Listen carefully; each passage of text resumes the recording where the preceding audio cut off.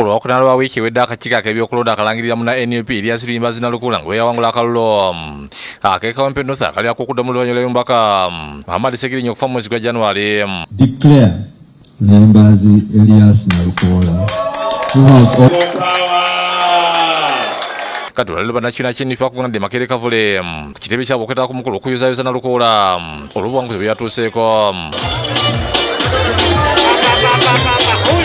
Mathias Walukaga meya w'ekibiina n'omubaka w'Bukomansimbi South Kayemba Sululu nga bali bakuuma akalulu mu bitundu bya Kasangula batutte embeera gye bayitamu omwali n'okuwokota ne bakuba kibooko okutuusa babasuula ekiruddu. Baatuvuga essaawa zaalinga 7 kitundu ne batusuula ekiruddu ne batusuula awo ne tubuuza owa boodabooda awo nti wano tuli ludda n'atugamba nti tolaba eddwaliro awo ekiruddu. Ne batukuba emigo omutwe bagukwatako mbu guno guliko ennyama ne bakuba muno ne bakuba amagulu ne bakuba buli kintu nga bw'okaaba kubuuza okaabya otya. Ate Ssaabawandisi b'NUP David Lewis Lubongoya abuulidde bannakibiina engeri akalulu gye katambulamu era n'ayogera n'ebimu ku bifo ebyalimu obuzibu. Waliwo polling stations 8 we twabakwatira ku Excel Primary School. NRM yafuna obululu 23 naye basoma 45. Ku Mpererwe Primary School polling station gye bayita A to KAS NRM yafuna obululu 39 ne basoma 7. Naye ensonga y'aba RDC okutaking over polling stations mu kulonda songa kulu nnyo era ffenna tulina girwanyisa. Ayozeza Nalukula olw'obuwanguzi bwe yatuuseeko.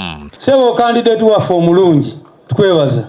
Webale nnyo Sebo okugumira buli mbeera n'obusajja bwe bakuteekako embeera yonna n'oyimirira.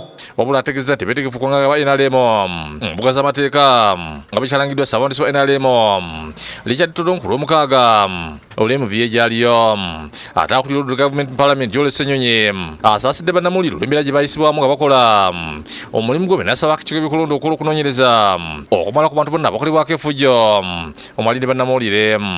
Abakuba bannamawulire abakuba kandidate waffe n'abantu abalala mwakutteyo bameka kuba mugamba mwabamu nti ebyo tetubiwagira era abakola ebyo abamu obuswavu ne bagamba n'okugamba nti abo bakolera opposition baliwa be mwakutte. Tugenda buuliza ddala paka nga tufunye obwenkanya ku nsonga zino. Ye Nalukula mu kwogera kwasibya Nakawempe abamuyirawo omubiri ne bamulondera abagumiza nga bwagenda okubakolera. Abantu b'e Kawempe North tubeebaza mu ngeri ey'enjawulo olw'obuvumu bwe mwalaze nga bwa waggulu nnyo okusobola okuyimirirawo nga temukkiriza kutiisibwatiisibwa na kutulugunyizibwa. Nja kusigala nga ndi muwulize seeri bukulembeze bo bwokka wabula n'ali abo bonna abannonda. Yakulira NUP Robert Kyagulanyi mu kwogera kwasiimye bannakawempe olw'omukwano gwe balaga Nalukula ne bamuyira obulwadde ng'embeera teyali nnyangu. Ng'ekibiina tebalina kubuusabuusa otherwise tebandivuddeyo ne beeyiwawo bonna. Nkakasa abantu b'e Kawempe kati nabo tebalina kubuusabuusa kubanga nabo baavuddeyo ne boogera n'eddoboozi ery'omwanguka. Asabye Nalukula okulira bannakawempe nti kuba ne bamutaddemu obwesige ne bamuwa obululu bwabwe. Katonda yakuyisizaamu omukisa gwaffe kuba naye yakirabe nti tuli bumu. Naye njagala okusaba